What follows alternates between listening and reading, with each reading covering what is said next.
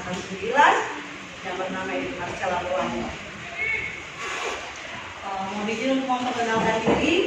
Di sini dalam pendidikan guru penggerak mengajar praktik saya bernama Jubel Tansih Joyce SPD dan fasilitator adalah Elvido Senyawi MPD. Untuk capaian belajar, di mana ada 2 poin. Yang pertama adalah mengimplementasikan konsep-konsep inti dalam modul budaya positif di lingkungan kelas. Yang kedua, membagikan pemahaman dan pengalaman dalam menerapkannya kepada rekan-rekan. Di sini ada 3 pertanyaan pemantik yang sesungguhnya menjadi akar permasalahan dalam pikiran saya sebelum saya mempelajari budaya positif. Yang pertama, pernahkah kita memberikan tindakan kepada murid yang melakukan kesalahan? Pernah. Pernah. Tentu pernah ya. Apalagi kalau kita di kelas ada siswa yang melakukan kesalahan, pasti kita langsung tindak saja. Kemudian yang kedua, apakah berlari di lapangan sampai jam selesai merupakan suatu tindakan benar karena melakukan kesalahan? Tidak benar. Tidak benar ya? Selanjutnya, apakah pemberian penghargaan dapat meningkatkan motivasi anak? Dapat. Pernahkah Bapak Ibu melakukannya? Pernah. Pernah. Seperti apa? Memberikan reward ketika menjawab pertanyaan. Benar sekali. Oke, lanjut. Kalau Bapak Ibu lihat di depan, ini ada lagi Hajar Dewantara yang adalah Bapak Pendidikan dengan istilah Ingarso Sungtulodo, Ingmajo Mangunkarso, Tuturi Handayani. Ketiga istilah ini memberikan makna bahwa seseorang dapat menjadi pemimpin yang baik adalah di samping menjadi teladan atau panutan, juga harus mampu menggugah semangat dan memberikan dorongan moral bagi orang-orang di sekitarnya untuk menjadi lebih baik, sehingga menjadi manusia yang bermanfaat bagi sesama dan masyarakat pada umumnya. Budaya positif merupakan perwujudan dari nilai-nilai atau keyakinan pada lingkungan kita. Budaya positif merupakan pembiasan-pembiasan nilai yang mencakup sikap, perilaku, dan tutur kata kita. Lanjut. Nilai kebajikan universal terbagi atas beberapa bagian, yaitu keadilan, keselamatan, tanggung jawab, disiplin, kejujuran, rasa syukur, berprinsip, integritas, kasih sayang, rajin, berkomitmen, percaya diri, kesabaran, dan keamanan. Lanjut. Sekarang kita masuk dalam perubahan paradigma berpikir. Ini adalah satu cara supaya kita mengubah mindset kita yang lama menjadi baru. Bapak Ibu boleh lihat. Yang poin pertama, kita mencoba mengubah orang agar berpandangan sama dengan kita. Padahal kita dengan orang lain bisa sudah berbeda, cara pandang kita pun berbeda.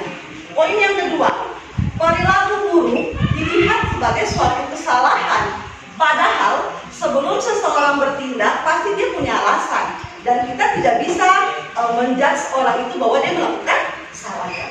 Yang ketiga, orang lain bisa mengontrol saya, padahal cuma saya yang bisa mengontrol diri saya sendiri. Yang keempat, saya bisa mengontrol orang lain, sama seperti poin yang sebelumnya tadi.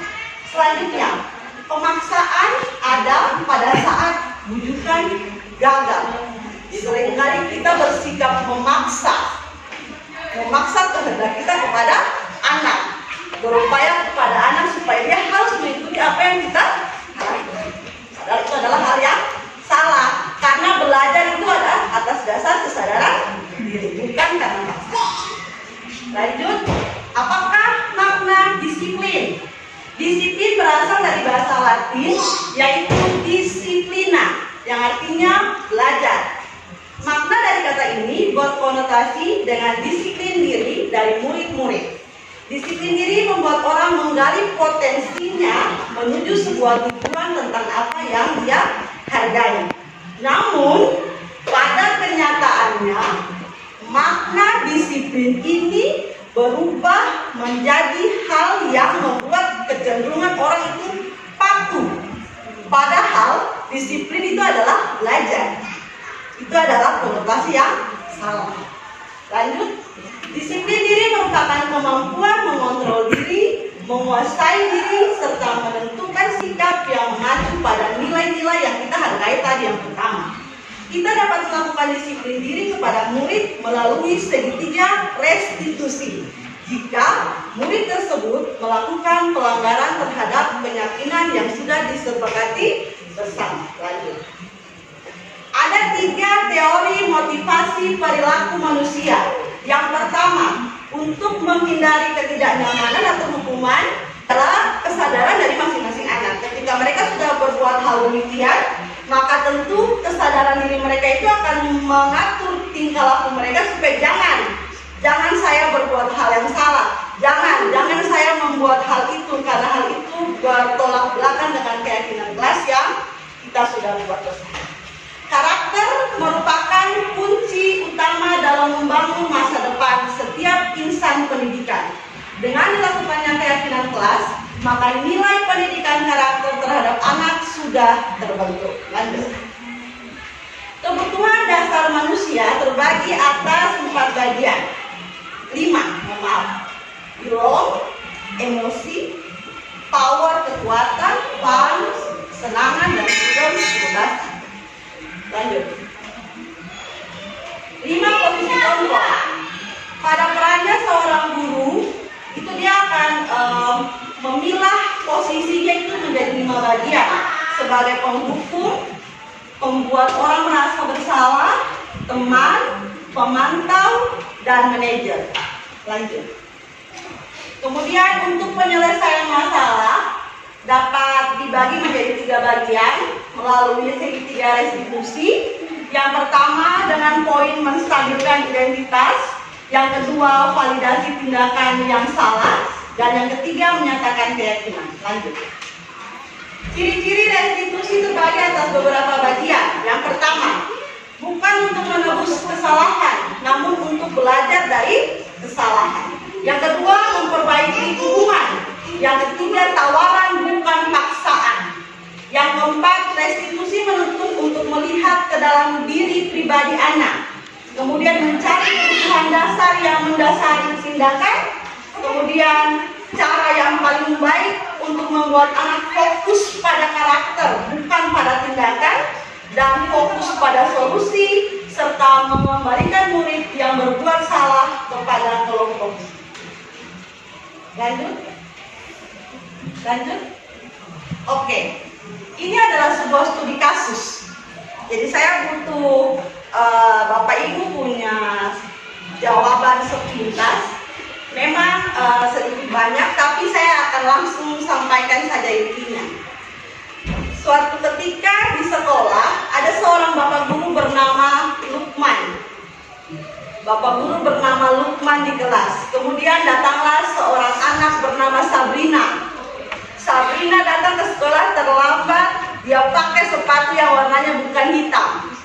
Kira-kira apa yang akan dilakukan Bapak Ibu kepada Sabrina yang baru datang itu?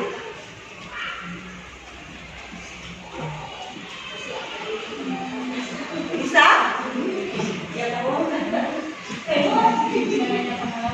Menanyakan alasan, benar. Sebagai seorang guru yang bijak, dia harus menanyakan alasan. Nak, kenapa kamu datang terlambat? Sabrina, kenapa kamu pakai sepatu yang salah? Ya kan? Tapi pada kenyataannya tidak seperti itu. Ya kan? Itu juga dilakukan oleh Pak Lukman. Ketika Sabrina sampai depan kelas, Pak Lukman marah-marah dan memberikan hukuman. Sekarang posisi kontrol apa yang dilakukan oleh Pak Lukman? Lanjut. Pada kasus ini, posisi kontrol yang dilakukan oleh Pak Lukman tidak berpihak kepada murid. Padahal sebagai guru, apapun yang kita lakukan harus berpusat kepada murid, tidak boleh kepada guru. Ya, beliau berperan sebagai penghukum. Dan kenyataannya kita juga seperti itu. Ini kenyataannya. Oke.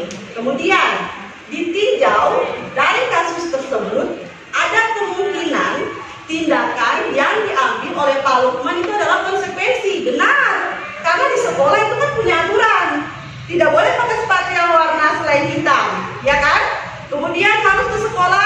jam 8 mulai belajar, minimal setengah 8 sudah harus di sekolah. Benar kan peraturan seperti itu? Tapi yang menjadi permasalahan di sini adalah tindakan dari Pak Lukman itu.